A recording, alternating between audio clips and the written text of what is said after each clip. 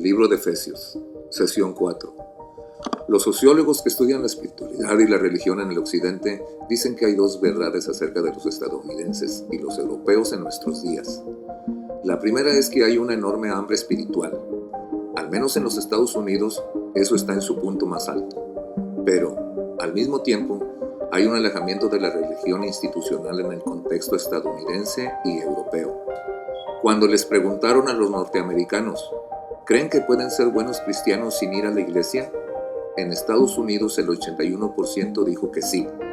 Eso hace que lo que el apóstol Pablo escribe al final de Efesios 2 y al comienzo de Efesios 3 sea realmente desafiante e importante, especialmente para nuestra época.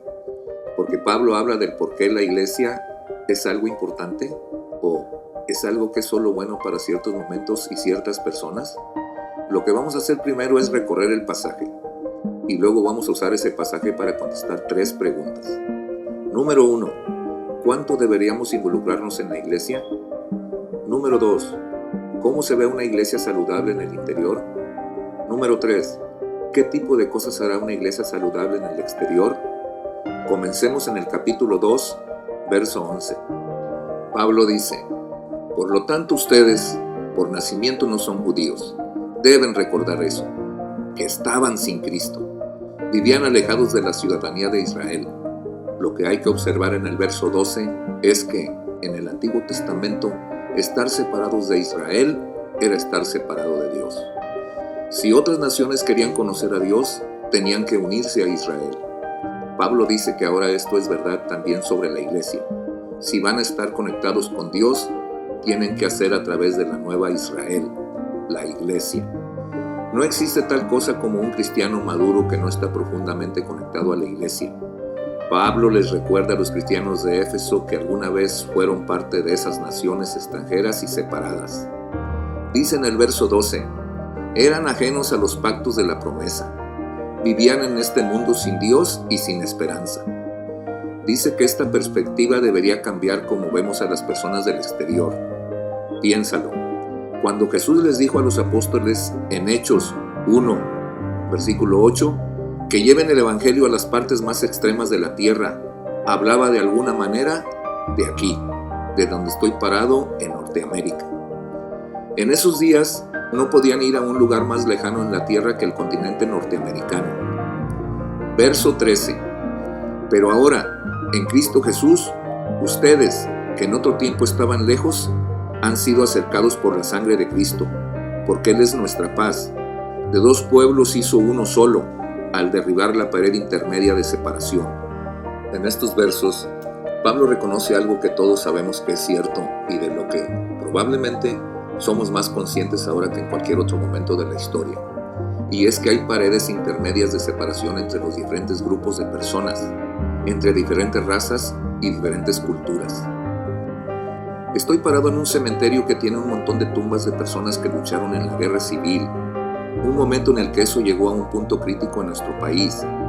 Los judíos tenían literalmente un muro fuera del templo con un pequeño cartel que decía: ningún gentil jamás podría entrar aquí, y seguía diciendo que cualquier gentil que intente entrar sería responsable de su propia muerte. En la mente judía, este muro separaba lo bueno de lo malo, lo puro de lo impuro.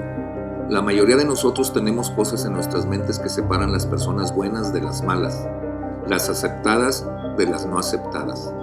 Quizás para ustedes es entre personas religiosas y no religiosas. Quizá centro republicanos y demócratas o viceversa. Quizás entre los educados y los exitosos contra los analfabetos o los fracasados. Tendemos a vernos a nosotros y a otras personas como si nosotros estuviésemos dentro de la pared de aceptabilidad de las buenas personas y los otros estuvieran del lado de afuera. Pablo le dice que no a todas estas categorías. Solo hay una categoría: pecadores. Todos están fuera del círculo de Dios. No hay gente buena y gente mala. No hay ganadores ni perdedores.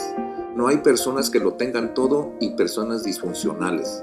Solo hay rebeldes disfuncionales, malos, muertos que necesitan desesperadamente la salvación de Jesús. Pablo dice en el verso 14 que la sangre de Jesús nos limpia a todos por igual. Además, En el verso 15 nos dice que la resurrección de Jesús ha creado una nueva humanidad. ¿Ven cómo dice que de los dos pueblos hizo uno? Jesús nos resucitó de entre los muertos como judío o gentil, o blanco o negro, o hispano o asiático. Resucitó como un hombre completamente nuevo. Pablo dice, en la iglesia Dios está levantando una nueva raza de personas, toda una nueva raza de personas que tienen en común la sangre y el espíritu de Jesús. Especializarse en eso va a ser la clave para nuestra unidad, porque la unidad que encontramos en esa salvación debería ser mayor a cualquier otra preferencia o experiencia cultural o etnicidad que nos divide. Somos una raza humana con un problema, el pecado, una solución, Jesús, y una esperanza, la resurrección de Jesús de entre los muertos. En el verso 18, Pablo dice, por medio de él, de Jesús, unos y otros tenemos acceso al Padre en un mismo espíritu. Verso 19, y somos conciudadanos de los santos y miembros de la familia de Dios. Están edificados sobre el fundamento de los apóstoles y profetas, cuya principal piedra angular es Jesucristo mismo. Verso 22. En Cristo también ustedes son edificados en unión con Él, para que ahí habite Dios en el Espíritu. Dios está construyendo esta nueva estructura y raza, por así decirlo, en el fundamento de Jesús por la fuerza de su Espíritu. El Padre es el arquitecto, el Hijo es el fundamento, el Espíritu es el constructor. Primera pregunta, ¿cuánto deberíamos involucrarnos en la iglesia? Deberían involucrarse en la medida que quieran que Dios se obre en sus vidas. Pablo nos dice que la iglesia es como Dios obra en la tierra, el medio por el cual obra. Pablo dice que cada miembro es parte del edificio de Dios. Cada miembro, por lo tanto, tiene una función especial del Espíritu. Eso va a ser muy importante que debemos recordar cuando hablemos de los dones espirituales en una sesión posterior. Pablo dice que cada uno de nosotros es un ladrillo en esta estructura que alberga la presencia de Dios en el mundo. Para cambiar de analogía, en otro lugar, Pablo llama a la iglesia, nos llama a nosotros, un cuerpo con Jesús como cabeza. Piensa en esto. La cabeza cumple sus propósitos a través de los miembros de su cuerpo. Eso significa que, si se desconectan de la iglesia, se desconectan del poder de Dios. De hecho, diría que no tienen ningún derecho real de pedir el poder de Dios si intencionalmente descuidan o se separan del medio de ese poder. Dios, necesito dirección en mi vida. Y Dios dice, puse esa dirección en mi iglesia. Dios, necesito ayuda. De nuevo, en mi iglesia. Dios, estoy tan solo. Dios dice, ve a mi iglesia. Dios, no te entiendo. Ve a mi iglesia. Puse todos estos dones y quiero ministrarte de distintas maneras y obrar en tu vida en mi iglesia. Así que, si quieren que Dios obre en sus vidas, tienen que ser parte de la iglesia. Esa es nuestra primera pregunta. Nuestra segunda pregunta, ¿cómo se ve una iglesia saludable en el interior? Solo usando la enseñanza de Pablo, vemos que una iglesia saludable tendrá una tendencia a la diversidad. Un grupo de personas que tienen el mismo estatus económico, el mismo trasfondo cultural y el mismo color de piel, que se juntan en una gran audiencia a escuchar música y oyen a un orador entretenido, no es un milagro. Encontrarán eso en cualquier concierto de rock que vayan. Pablo dice que es milagroso.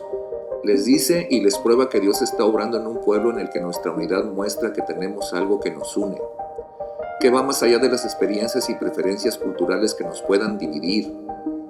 Podemos preferir estilos de música diferentes, podemos venir de diferentes partes del país o incluso de diferentes partes de la ciudad, podemos incluso tener diferentes inclinaciones políticas en ciertos temas, pero estamos unidos en torno a nuestro amor por nuestro gran Salvador. ¿Están dispuestos a ser parte de una iglesia como esa? Si es así, eso significa que tendrán que acostumbrarse a que las personas hagan cosas en su iglesia a las que ustedes no están acostumbrados o no están de acuerdo con sus preferencias particulares. Tendrán que acostumbrarse a estar un poco incómodos. Nuestra tercera y última pregunta, ¿qué hará una iglesia saludable en el exterior? Pablo dice que tenemos que vernos como el edificio de Dios en la tierra, el cuerpo de Jesús en la tierra, sus manos, sus pies. Si esto es verdad, entonces la pregunta para nuestras iglesias y para nuestras vidas debería de ser: ¿qué haría Jesús en nuestra comunidad? ¿Qué querría que se hiciera? Por último, lo más importante que hacemos como pueblo de Dios es proclamar la palabra de Dios en estas ciudades. La mayor necesidad de las personas es oír la palabra de Dios. No hay mayor pobreza que la carencia de la palabra de Dios en la vida. Así que déjenme hacerles una pregunta. ¿Qué pasaría si se vieran como la única manera en la que Dios podría hablarles a las personas de su comunidad? En el libro de los Hechos, la única manera de predicar el Evangelio es a través de la boca de un humano. El Espíritu de Dios se mueve a través del libro de los Hechos y hay ángeles que les dan mensajes a las personas. Pero los únicos que declaran el Evangelio de cómo ser salvo son otros humanos. A veces, los ángeles les dicen a las personas que compartan el Evangelio, pero la predicación real siempre viene a través de una boca humana. ¿Qué pasaría si realmente reflexionaran sobre el hecho de que si la gente de su ciudad, su escuela, su vecindario, su familia, alguna vez van a oír el Evangelio, será por su boca? Pablo dice: recuerden que una vez estuvieron del lado de afuera, eran extraños, alguien los trajo. ¿No creen que eso significa que deberían hacer todo lo que puedan para traer adentro a los que todavía están desconectados de la vida eterna? Una cosita más antes de cerrar con esto. Quiero recordarles que todavía hay 6,400 grupos de personas no alcanzados, que son grupos con poco o nada de acceso al Evangelio, menos del 2% de cristianos. De los 6,400 grupos no alcanzados, 1,662 ni siquiera están conectados. Eso significa que no hay ni un solo cristiano trabajando para llevarles el Evangelio. ¿Cómo creen que su vida cambiaría si se vieran como el instrumento principal de Dios en la tierra? Su plan A, y no hay plan B para llevarles el Evangelio. Pablo dice que eso es lo que nos da identidad y las órdenes de marcha de la misión de la iglesia, y por qué deberíamos y debemos estar involucrados.